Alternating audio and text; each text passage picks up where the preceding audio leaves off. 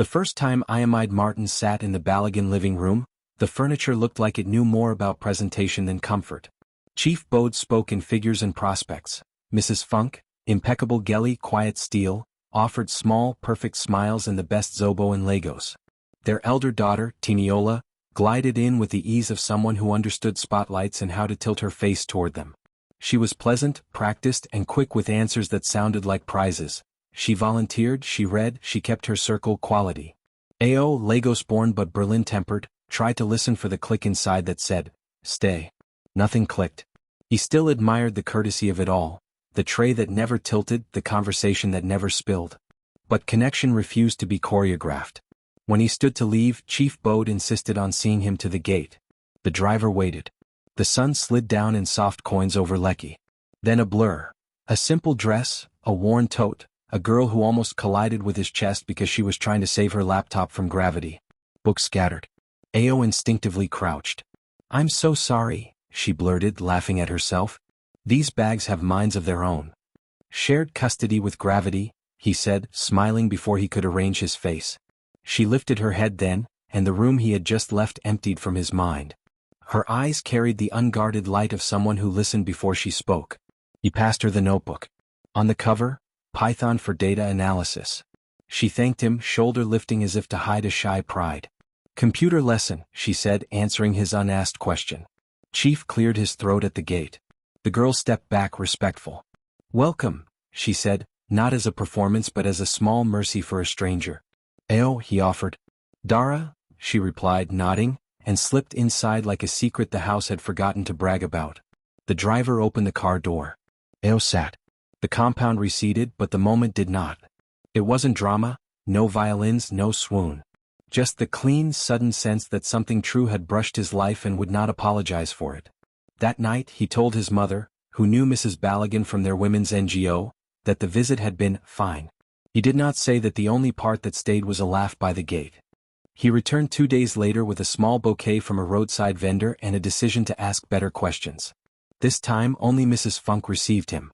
Her NGO badge glinted, "Women Build Cities." She wore it like a mission and a mirror. "Madam, with your permission," Ao said after the usual courtesies, "I'd like to meet your other daughter properly." Funk's smile thinned. "You met our daughter, Tiniola?" "I met Tiniola," he agreed gently. "At the gate I met." "There is no other candidate for marriage in this house, Mr. Martins," she said, cool as glass. "My daughters are not a buffet. We value order." Order.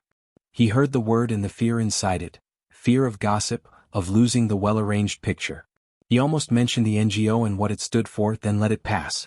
People could serve a cause and still struggle inside their own homes.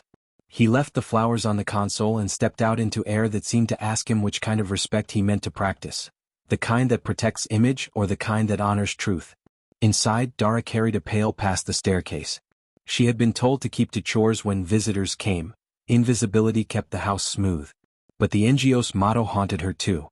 Women build cities. Did they build them by learning to disappear? Tenny leaned on the railing, scrolling and smirking. Outside, she was legend, bottle service, breathless weekends, a boyfriend who called her my investment. Inside, she braided dutiful words into her mother's ears. It wasn't that she hated Dara, she simply needed more room than the truth allowed. "Men like him don't choose girls like you," she had hissed once, and regretted the cruelty even as she believed its logic. That evening, Ao walked the block and asked a nearby shopkeeper if she knew the Balogun girls. "Tenny is fine," the woman said carefully. "But that younger one, Dara, she tutors our children after her lesson. Good heart. Doesn't shout about it." The click in his chest returned, not fireworks but a firm lock turned.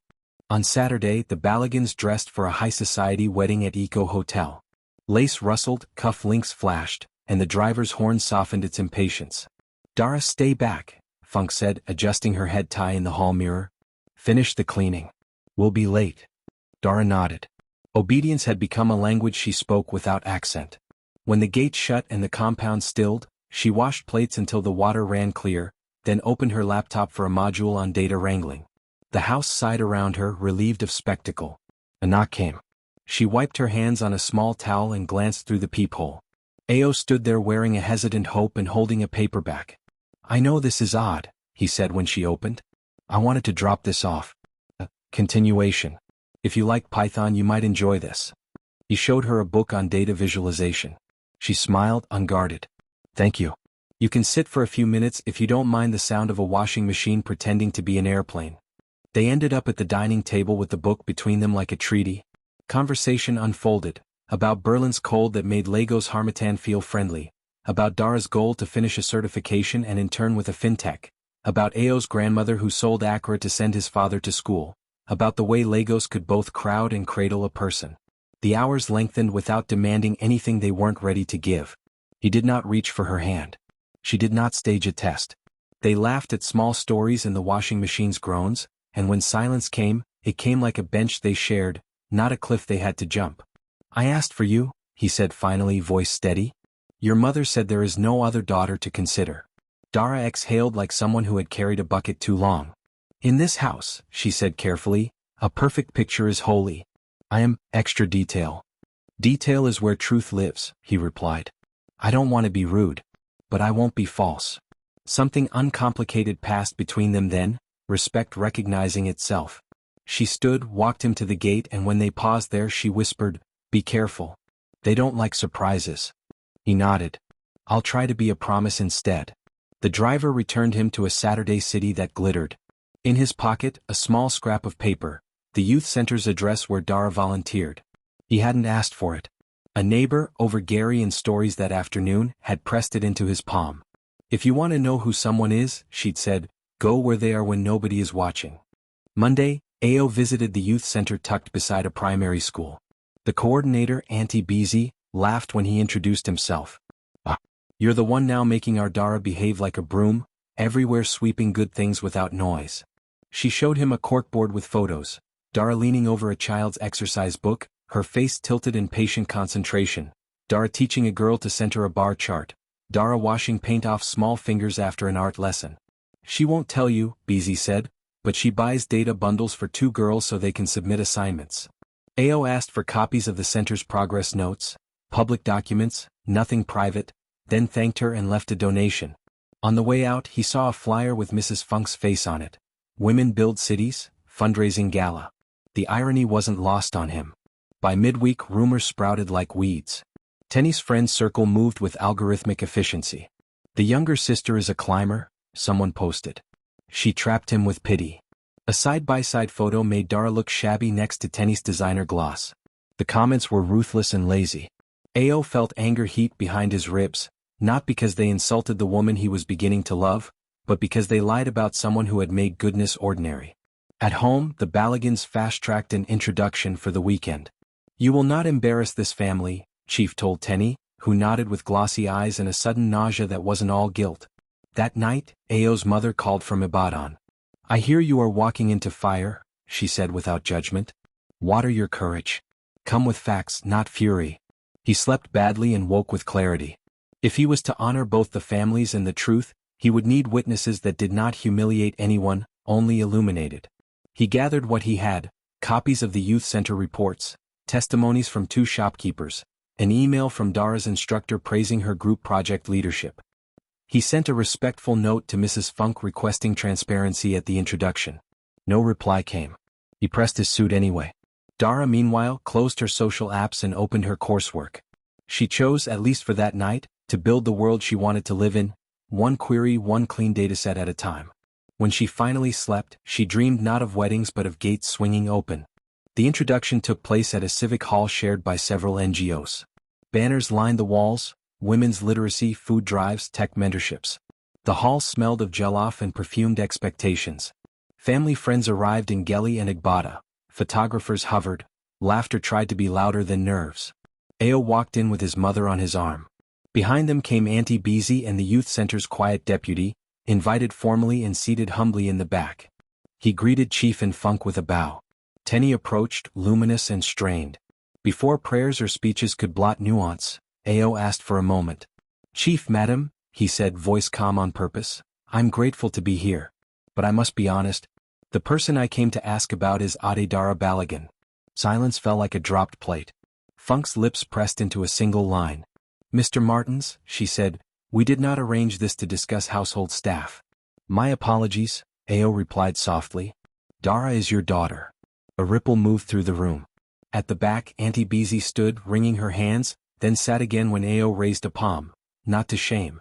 He presented the documents the way one places a lantern, to show, not to scorch. Reports of hours volunteered. Notes from teachers. A photo of Dara at the youth center, hair wrapped, smile small, a girl steadying a chart with her fingers. I don't offer these to prove her worth, he said. People are not CVs. I offer them because the truth in private should match the truth in public. Tenny's breath stuttered. She had wanted the picture, she had not wanted this exposure. I lied, she said, voice the size of a thread. Heads tilted. I was afraid. Of being second. Of not being chosen. I told friends to protect my position. She swallowed. I am sorry, Dara. From the doors, Dara appeared, pulled in by a neighbor who had guessed the storm brewing here. She wore a clean, simple dress and the look of someone who expected nothing from rooms like this. Funk's hand flew to her chest, not with shock at her presence, but at the truth landing harder than she'd braced for. Ao turned to Dara without stepping toward her. I will not ask you to make a scene, he said. Only to speak your own name in your own house. Dara lifted her chin. My name is Dara Balagan, she said, voice steady. I love my family. I also love the truth. I will not compete for affection I should not have to audition for. She turned to her mother. Mummy, women build cities must begin at home. The room exhaled. Not applause, just a space big enough for people to reconsider who they were. Apologies aren't magic, but they are mortar. Chief put a hand on his wife's shoulder, and something in his posture softened. We failed you, he said to Dara, unornamented. I failed to correct what convenience gave me. Funk's eyes brimmed. She had chaired panels about inclusion and held mothers while they cried, yet she had curated her own house into a museum. I will not explain, she said quietly. I will change. She asked for a week, time to restructure the dynamics, to bring in a counselor, to start with more than speeches. Tenny wiped her cheeks with the back of her hand, makeup smudged human. I will fix what I broke online, she promised. I will write the truth where I wrote a lie. And I will talk to someone about why I am always starving in rooms full of love. She didn't look at Ao when she said it. She looked at Dara. Ao asked for something simple and radical, permission for clarity. He and Dara would court, openly, without games, without rush. He would extend his Lagos stay. His team could survive without him in Berlin for a season. Dara would finish her certification and take an internship offer Ao's company could help her find but would not manufacture for her. I'll introduce you, he said, but you'll get it on merit. If they say no, we try elsewhere. That evening, after the hall had emptied and the smell of jollof faded into the corridor, they stood under a jacaranda tree outside, purple blossoms scattered like confetti. Nobody ordered.